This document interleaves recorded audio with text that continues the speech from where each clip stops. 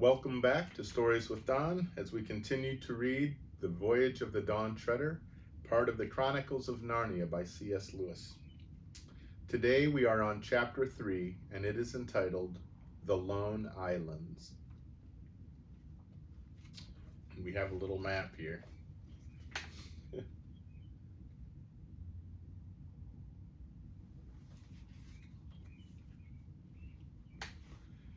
Land in sight, shouted the man in the bows. Lucy, who had been talking to Rince on the poop, came pattering down the ladder and raced forward. As she went, she was joined by Edmund, and they found Caspian, Drinian, and Reepicheep already on the forecastle. It was a coldish morning, the sky very pale and the sea very dark blue with little white caps of foam.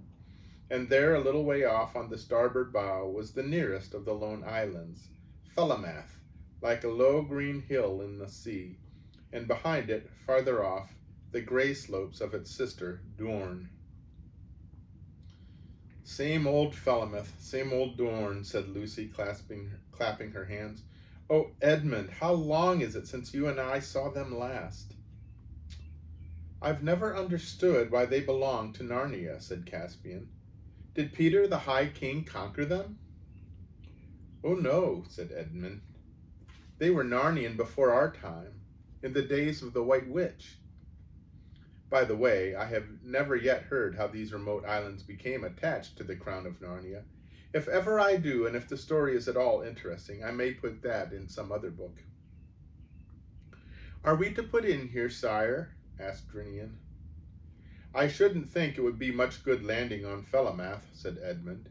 It was almost uninhabited in our days, and it looks as if it was the same still. The people mostly live on Dorn and a little on Avra. That's the third one. You can't see it yet. They only kept sheep on Felamath. Then we'll have to double that cape, I suppose, said Drinian, and land on Dorn, and that'll mean rowing. I'm sorry we're not landing on Felamath, said Lucy. I'd like to walk there again. It was so lonely. A nice kind of loneliness, and all grass and clover and soft sea air. I'd love to stretch my legs too, said Caspian. I'll tell you what. Why shouldn't we go ashore in the boat and send it back, and then we could walk across Felamath and let the Dawn Treader pick us up on the other side? If Caspian had been as experienced then as he became later on in this voyage, he would not have made this suggestion. But at the moment it seemed an excellent one. Oh, do let's, said Susie. You'll come, will you? Said Caspian to Eustace, who had come on deck with his hand bandaged. Anything to get off this blasted boat, said Eustace. Blasted, said Drinian. How do you mean? In a civilized country like where I come from, said Eustace, the ships are so big that when you're inside you wouldn't know you were at sea at all. In that case, you might just as well stay ashore, said Caspian. Will you tell them to lower the boat, Drinian? The king, the mouse, the two Pevensies, and Eustace all got into the boat and were pulled to the beach of Felamath. When the boat had left them and was being rowed back, they all turned and looked around. They were surprised at how small the Dawn Treader looked. Lucy was, of course, barefoot, having kicked off her shoes while swimming. But that is no hardship if one is going to work. Let me try that again. But that is no hardship if one is going to walk on downy turf. It was delightful to be ashore again and to smell the earth and grass, even if at first the ground seemed to be pitching up and down like a ship, as it usually does for a while if one has been at sea. It was much warmer here than it had been on board, and Lucy found the sand pleasant to her feet as they crossed it. There was a lark singing. They struck inland and up a fairly steep, though low hill. At the top, of course, they looked back, and there was the Dawn Treader, shining like a great bright insect and crawling slowly northwestward with her oars. Then they went over the ridge and could see her no longer. Dorn now lay before them, divided from Felamath by by a channel about a mile wide. Behind it and to the left lay Avra. The little white town of Narrowhaven on Dourn was easily seen. "Hullo, what's this?" said Edmund suddenly. In the green valley to which they were descending, 6 or 7 rough-looking men, all armed, were sitting by a tree. "Don't tell them who we are," said Caspian. "And pray, your majesty, why not?" said Reepicheep, who had consented to ride on Lucy's shoulder. "It just occurred to me," replied Caspian, "that no one here can have heard from Narnia for a long time. It's just possible they may not still acknowledge our overlordship, in which case it might not be quite safe to be known as the king." "We have our swords, sire," said Reepicheep. "Yes, Reep, I know we have," said Caspian. But if it is a question of reconquering the 3 islands, I'd prefer to come back with a rather larger army." Here's a picture of the guys they're encountering.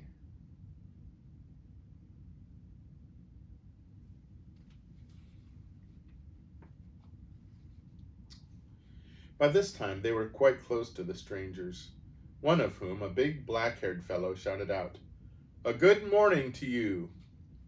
"And a good morning to you," said Caspian. "Is there still a governor to the Lone Islands?" "To be sure there is," said the man. "Governor Gumpus. His sufficiency is at Narrowhaven, but you'll stay and drink with us." Caspian thanked him, though neither he nor the others much liked the look of their new acquaintance, and all of them sat down. But hardly had they raised their cup to their lips when the black-haired man nodded to his companions, and as quick as lightning, all the 5 visitors found themselves wrapped in strong arms. There was a moment's struggle, but all the advantages were on one side, and soon everyone was disarmed and had their hands tied behind their backs, except Reepicheep, writhing in his captor's grip and biting furiously. "Careful with that beast, Tax," said the leader. "Don't damage him. He'll fetch the best price of the lot, I shouldn't wonder." "Coward, poltroon!" squeaked Reepicheep. "Give me your sword and free my paws if you dare." "Whew!" whistled the slave merchant, for that's what he was. "It can talk! Well, I never did. Blowed if I'd take less than 200 crescents for him." The Calorman crescent, which is the chief coin in these parts, is worth about 1/3 of a pound. "So that's what you are," said Caspian, "a kidnapper and a slaver. I hope you're proud of it." Now, said the slaver. "Don't you start any jaw. The easier you take it, the pleasanter all around. See? I don't do this for fun. I've got my living to make, same as anyone else." "Where will you take us?" asked Lucy, getting the words out with some difficulty. "Over to Narrowhaven," said the slaver, "for market day tomorrow." "Is there a British consul there?" asked Eustace. "Is there a witch?" said the man. But long before Eustace was tired of trying to explain, the slaver simply said, "Well, I've enough of this jabber. The mouse is a fair treat, but this one would talk the hind leg off a donkey. Off we go, mates." Then the 4 human prisoners were roped together, not cruelly but securely, and made to march down to the shore. Reepicheep was carried. He had stopped biting on a threat of having his mouth tied up, but he had a great deal to say, and Lucy really wondered how any man could bear to have the things said to him which were said to the slave dealer by the mouse. But the slave dealer, far from objecting, only said, "Go on," whenever Reepicheep paused for breath, occasionally adding, "It's as good as a play," or "Blimey, you can't help almost thinking it knows what it's saying," or "Was it one of you what trained it?" This so infuriated Reepicheep that in the end the number of things he thought of saying all at once nearly suffocated him, and he became silent. When they got down to the shore that looked toward Dourn, they found a little village and a longboat on the beach, and lying a little farther out, a dirty, bedraggled-looking ship. "Now, youngsters," said the slave dealer, "let's have no fuss, and then you'll have nothing to cry about. All aboard."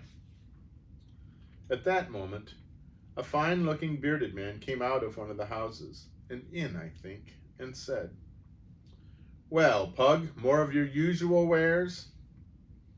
The slaver, whose name seemed to be Pug, bowed very low, and said in a wheedling kind of voice, "Yes, please, your lordship." "How much do you want for that, boy?" said the other, pointing to Caspian.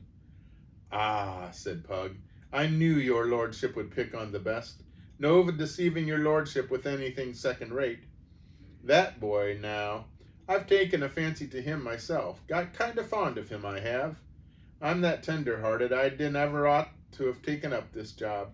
Still, to a customer like your lordship—" "Tell me your price, Carrion," said the lord sternly.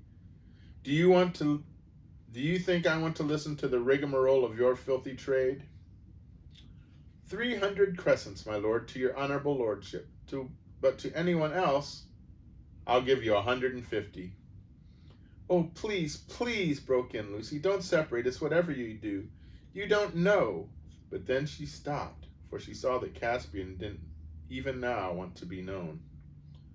150 then, said the lord. As for you, little maiden, I'm sorry I cannot buy you all.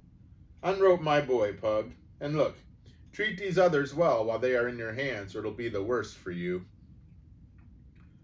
Well, said Pug, now who's ever heard of a gentleman in my way of business who treated his stock better than what I do? Well, why, I treat 'em like my own children. That's likely enough to be true, said the other grimly. The dreadful moment had now come. Caspian was untied, and his new master said, This way, lad. And Lucy burst into tears, and Edmund looked very blank. But Caspian looked over his shoulder and said, Cheer up. I'm sure it will all come right in the end. So long. Now, missy, said Pug, don't you start talking on and spoiling your looks for the market tomorrow. You be a good girl, and then you won't have nothing to cry about. See? Then they were rowed out to the slave ship and taken below into a long, rather dark place, none too clean, where they found many other unfortunate prisoners. For Pug was, of course, a pirate, and had just returned from cruising among the islands and capturing what he could. The children didn't meet anyone whom they knew. The prisoners were mostly Galmians and Terebinthians, and there they sat in the straw and wondered what was happening to Caspian, and tried to stop Eustace talking as if everyone except himself was to blame. Meanwhile, Caspian was having a much more interesting time. The man who had bought him led him down a little lane between two of the village houses, and so out into an open place behind the village. Then he turned and faced him. You needn't be afraid of me, boy, he said. I'll treat you well. I bought you for your face. You remind me of someone. May I ask of whom, my lord? Said Caspian. You remind me of my master, King Caspian of Narnia. Then Caspian decided to risk everything on one stroke. My lord, he said, I am your master. I am Caspian, King of Narnia. You make me very free, said the other. How shall I know this is true? Firstly, by my face, said Caspian. Secondly, because I know within 6 guesses who you are. You are one of those 7 lords of Narnia whom my uncle Miraz sent to sea, and whom I have come out to look for. Argaz, Bern, Octesian, Restamar, Mavramorn, and I have forgotten the others.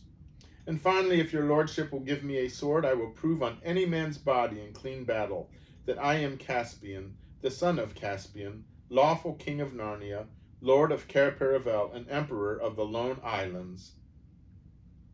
By heaven, exclaimed the man, it is his father's very voice and trick of speech. My liege, your majesty. And there in the field he knelt and kissed the king's hand. The moneys your lordship disbursed for our person will be made good from our own treasury, said Caspian. They're not in Pug's purse yet, sire, said the Lord Bern, for he it was. And never will be, I trust. I have moved his sufficiency, the governor, 100 times to crush this vile traffic in men's flesh. My lord Byrne, said Caspian, we must talk of the state of these islands. But first, what is your lordship's own story? Short enough, sire, said Byrne. I came thus far with my 6 fellows, loved a girl of the islands, and felt I had had enough of the sea. And there was no purpose in returning to Narnia while your majesty's uncle held the reins. So I married and have lived here ever since. But what is this governor, this Gumpus, like? Does he still acknowledge the king of Narnia for his lord? In words, yes. All is done in the king's name. But he would not be pleased to find a real, live king of Narnia coming in upon him. And if your majesty came before him alone and unarmed, well, he would not deny his allegiance, but he would pretend to disbelieve you. Your grace's life would be in danger. What following has your majesty in these waters? There is my ship just rounding the point, said Caspian.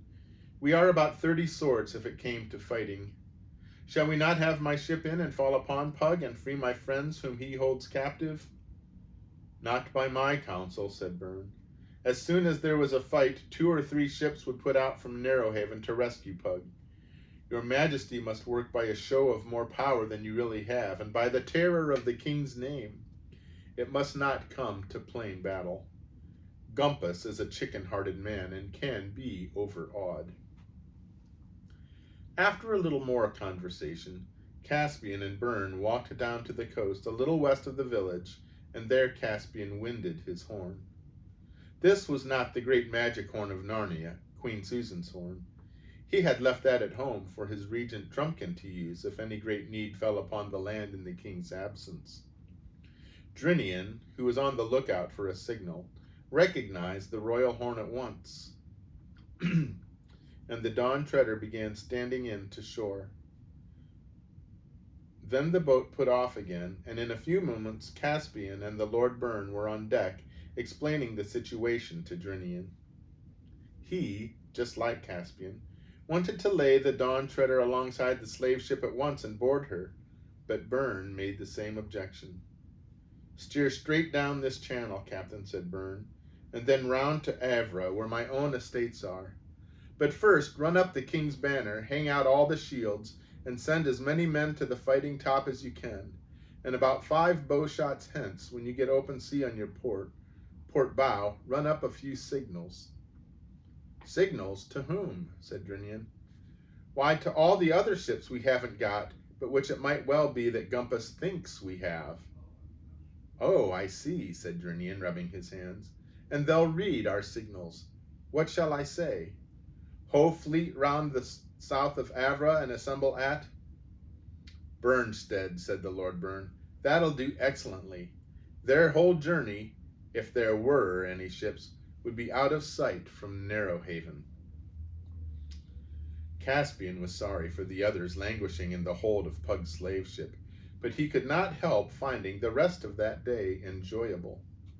Late in the afternoon, for they had to do all by oar, having turned to starboard round the northeast end of Dorne and port again round the point of Avra, they entered into a good harbor on Avra's southern shore, where Byrne's pleasant land sloped down to the water's edge. Byrne's people, many of whom they saw working in the fields, were all freemen, and it was a happiest and prosperous fief. Or fief, I guess is how it's pronounced. Here they all went ashore and were royally feasted in a low pillared house overlooking the bay. Byrne and his gracious wife and merry daughters made them good cheer. But after dark, Byrne sent a messenger over by boat to Dorne to order some preparations, he did not say exactly what, for the following day. And that is the end of that chapter. It is Friday, so I hope you have a good rest of the day and a wonderful weekend. And I will be out of town next week. Hopefully I'll still be able to read the stories. I will attempt to. So anyway, have a good weekend. May you stay well, and may God bless. Goodbye.